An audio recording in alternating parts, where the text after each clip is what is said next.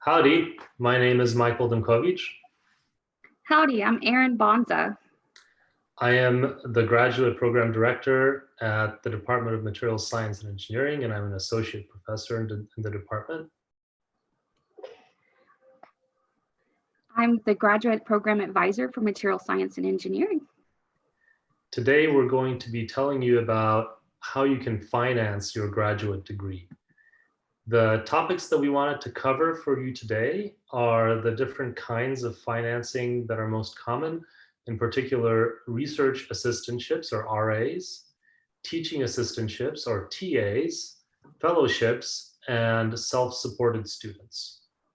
So to begin with, RAs, research assistantships, these are situations where the student is employed at the university and the RA position will cover the student's tuition, fees, and stipend fully. So you don't pay anything out of pocket for any of those items. For fall 2021, the minimum stipend that the Material Science and Engineering Department stipulates is $2,125 per month, and health insurance is included in that.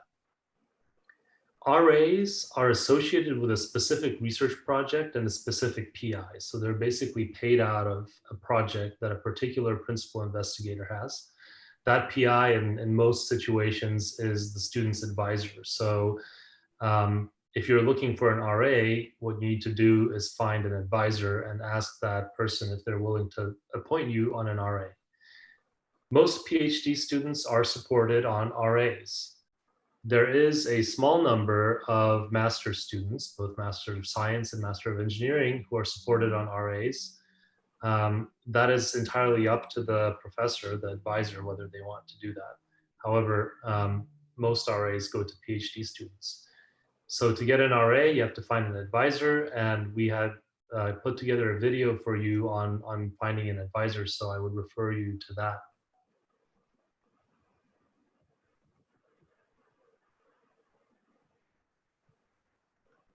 Okay, so I think next up we're going to talk about the teaching assistantships. So the teaching assistantship covers tuition, fees, and stipend, very similar to the RA. Fall 2021, a minimum stipend of $21.25 a month with the health insurance included. Some TA appointments are half-time, and they cover half the tuition and fees and stipend. Typically, there are just one semester appointments to assist in teaching a specific class, and the duties can be varied but depending on the requirements for the class and the instructor's needs. But it may include lecturing, grading, running review sessions. Most TAs are PhD students, but there are a few appointments that are masters. They also have appointments available for those as well, depending again on the needs. New students that are incoming usually do not get. It's very uncommon for them to receive a TA appointment in your first year of graduate school. To get a TA, you must apply. We have an internal process and it'll be announced to all students. So in order to be considered, you've got to submit the application, but it'll be announced to everyone. So you'll have the opportunity to do that. International students must meet English language certification requirements, which is a little bit higher than the English language proficiency requirement that you had to get admitted into the material science program to be eligible to do a TA. Next up, we have fellowships. Fellowships are granted either internally or externally. The level of support that a fellowship provides varies from fellowship to fellowship, but generally the level of support is very generous and typically well above the Texas A&M University minimum. So internally, there are several fellowships, in particular the Merit Fellowship and the Diversity Excellence Fellowship. These are fellowships for which the Material Science and Engineering Department nominates accepted applicants. So if you apply for admission to one of the graduate programs here, and you are eligible for one of those fellowships and you are a competitive applicant, then we will automatically nominate you internally for one of those fellowships. And then, hopefully within a few weeks after the nomination, you will find out whether you are a recipient of one of those fellowships.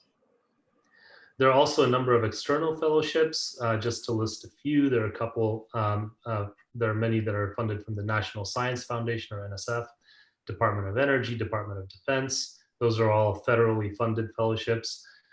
There are also fellowships that come from private foundations, such as the Hertz Foundation or the Gates Foundation. A list of links to a variety of fellowships, including the ones that I listed here, is available at the link that we're giving you in the slide here. We'll also post that link into the description of the video below. To be considered for one of these external fellowships, it is up to you to apply for those. So you have to apply for those yourselves. Most of these fellowships will accept applications from graduating seniors. So if you are in your last year of your undergraduate career, consider applying for one of these fellowships. Most of these fellowships will also accept applications from first or second year graduate students.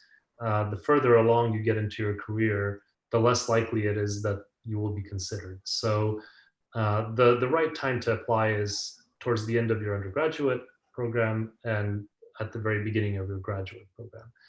If you are in a graduate program and you've picked out an advisor, it's very likely that that advisor will be very happy to work with you to help you to put in a competitive fellowship application, because of course, if they help you to win a fellowship, that means that they don't have to provide you with an RA.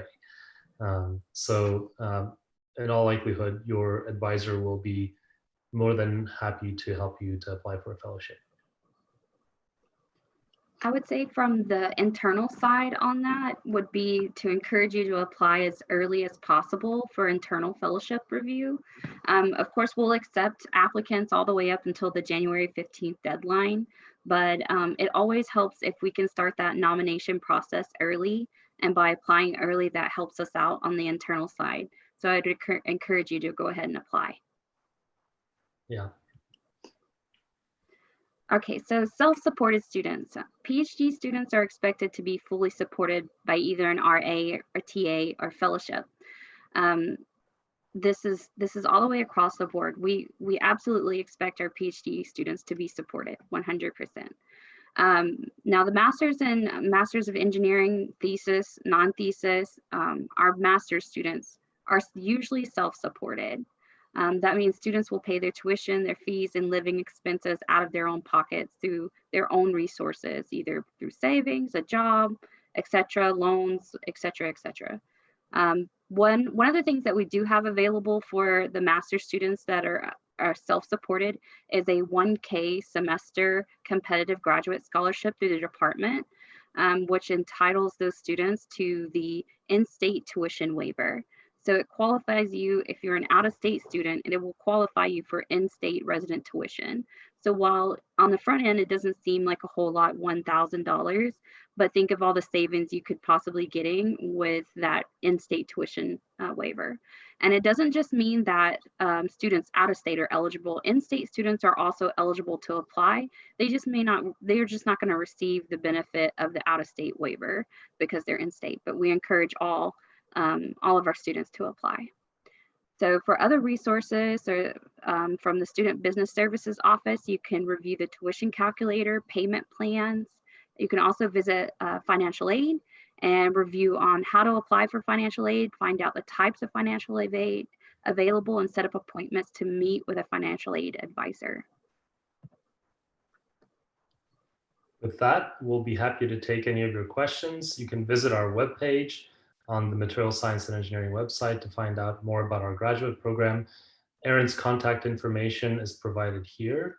And if you put comments below, we will monitor them and try to address them for you as quickly as we can. Thank you very much. Thank you. Bye-bye.